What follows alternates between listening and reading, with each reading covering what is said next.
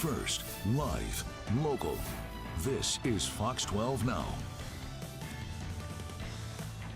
Hello, everyone. This is Fox 12 Now. I'm Greg Nibbler. Thank you for joining us. I appreciate everybody who is joining us. We are live here from the Fox 12 Oregon newsroom, as we are every weekday, starting around 1 p.m., going throughout the afternoon.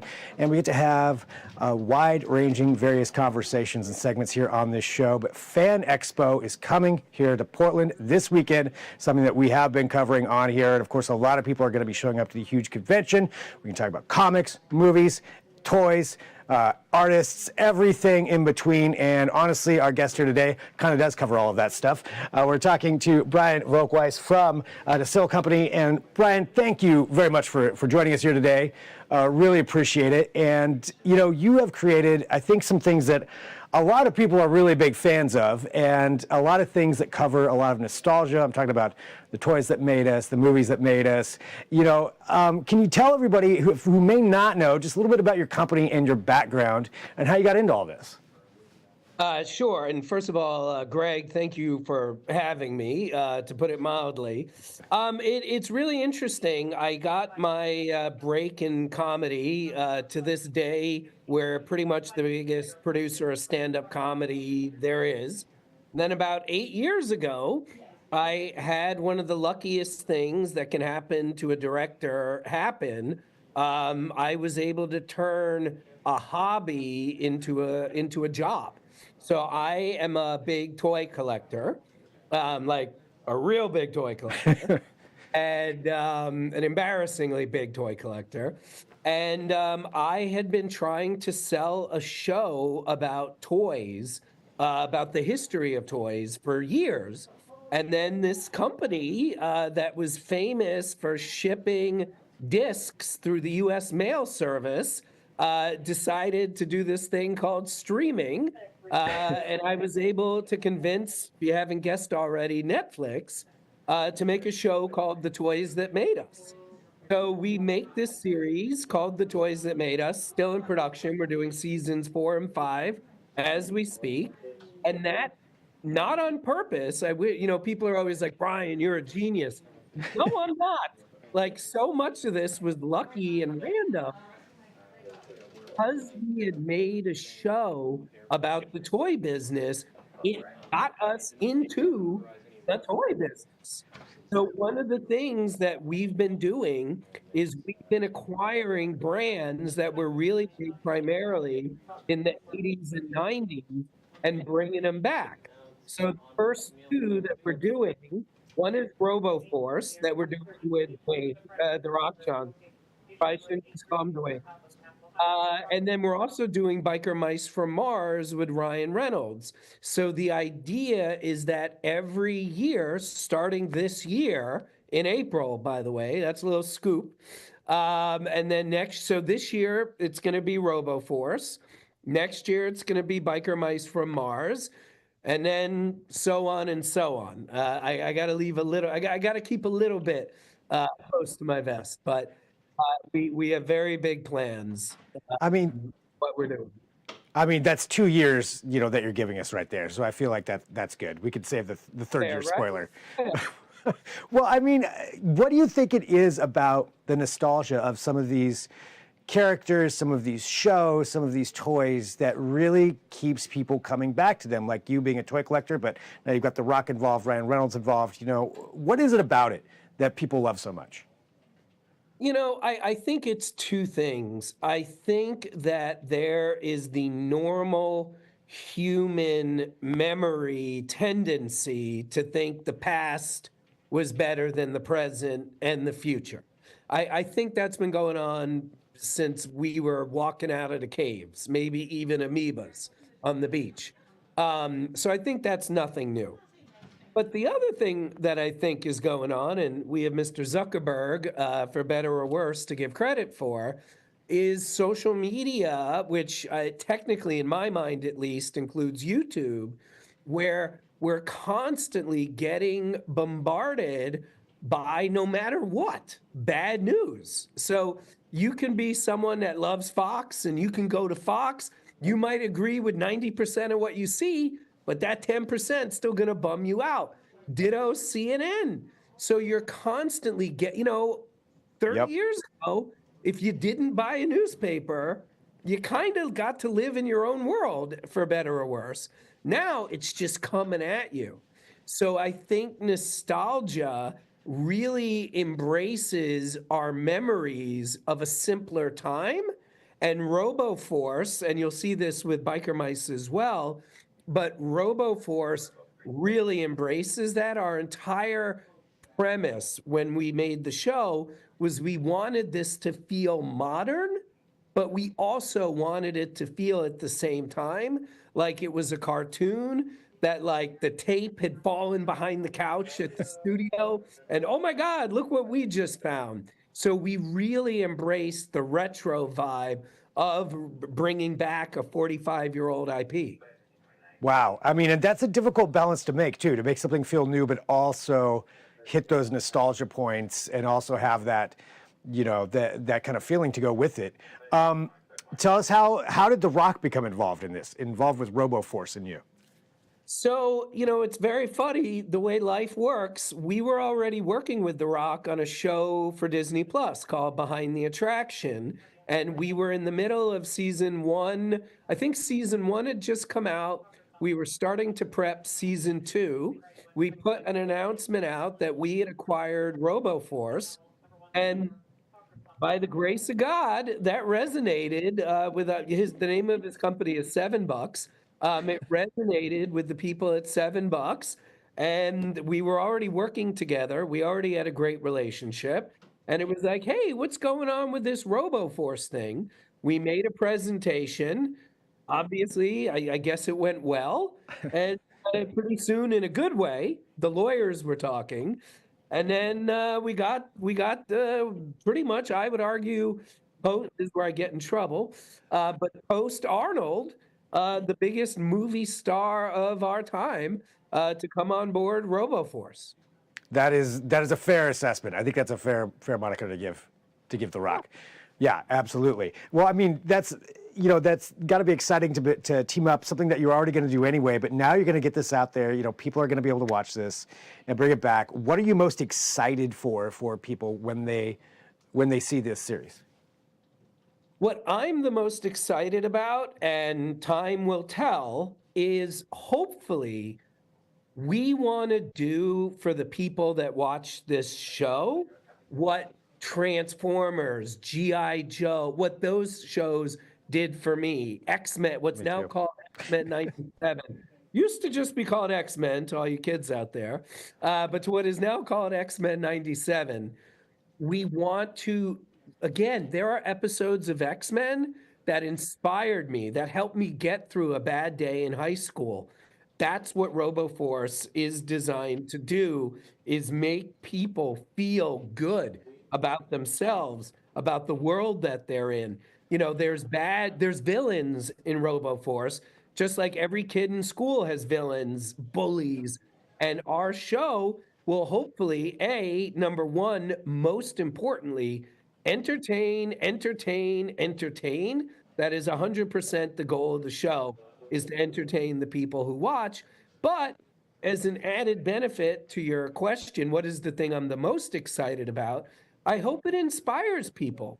I hope it inspires people who are having a tough day at work to go back to work the next day and try again. I hope it inspires people that, wow, I enjoyed this show.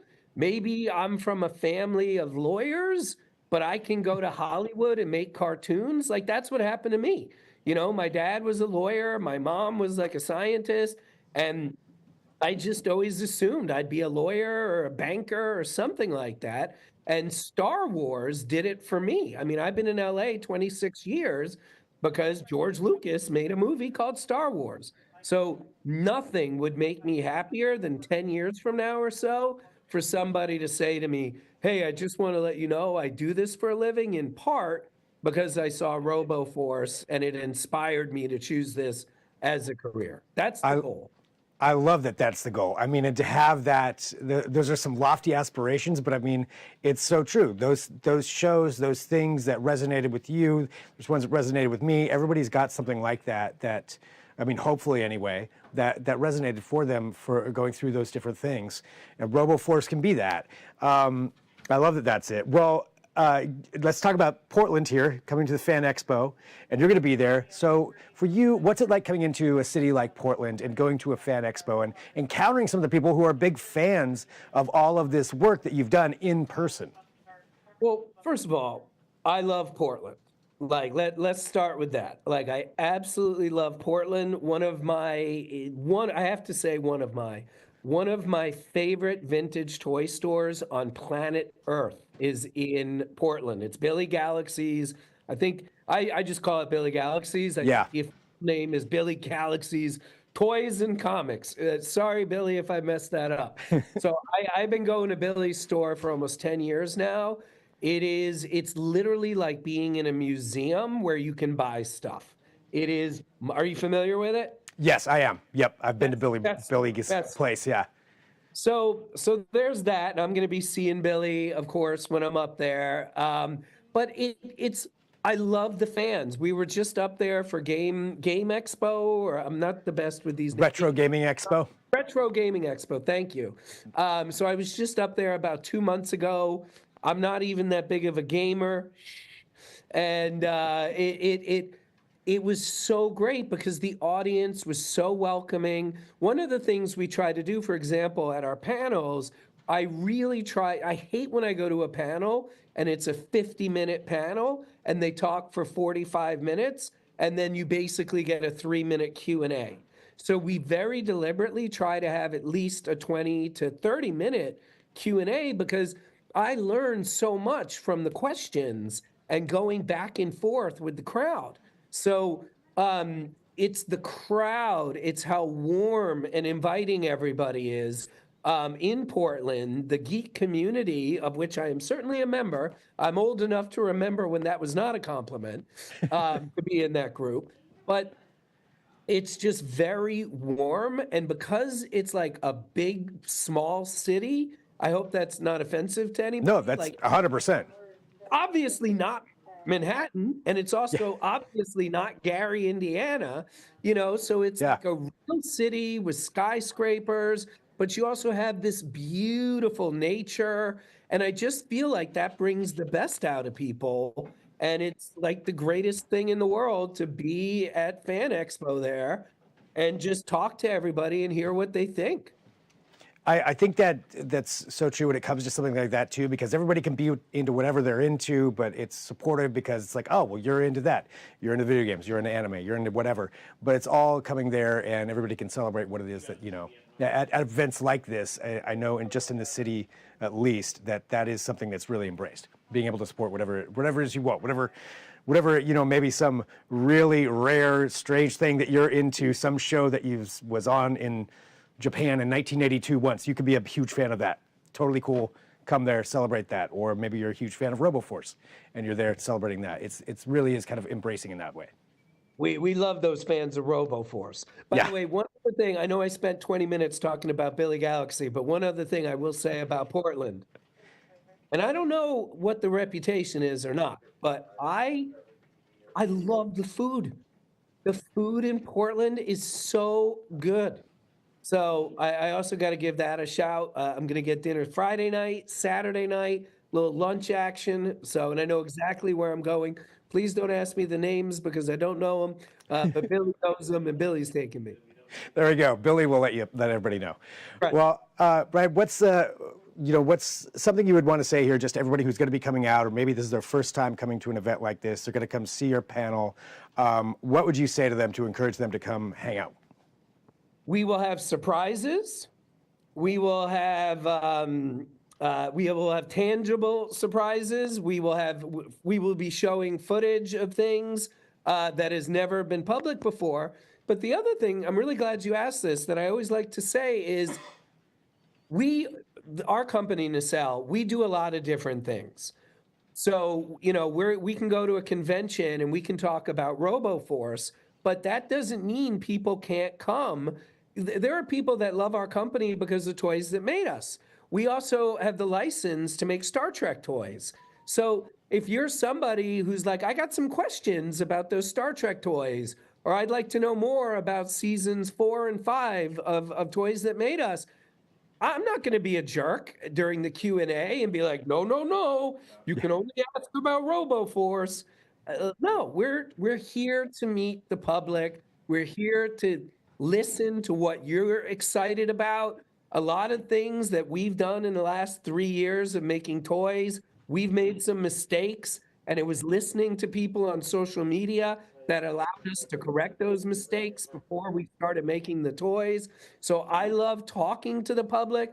I love listening to the public. And come, like, I want to meet you. I want to say hello. I want to shake your hand and just tell us what you like and don't like. We really do. It's not just that we care, because that sounds important to our business model to hear what the community thinks, because our entire business is based on the community digging what we do. So to me, this is very obvious, but I didn't go to business school, so take it with a grain of salt. I think you figured it out right there.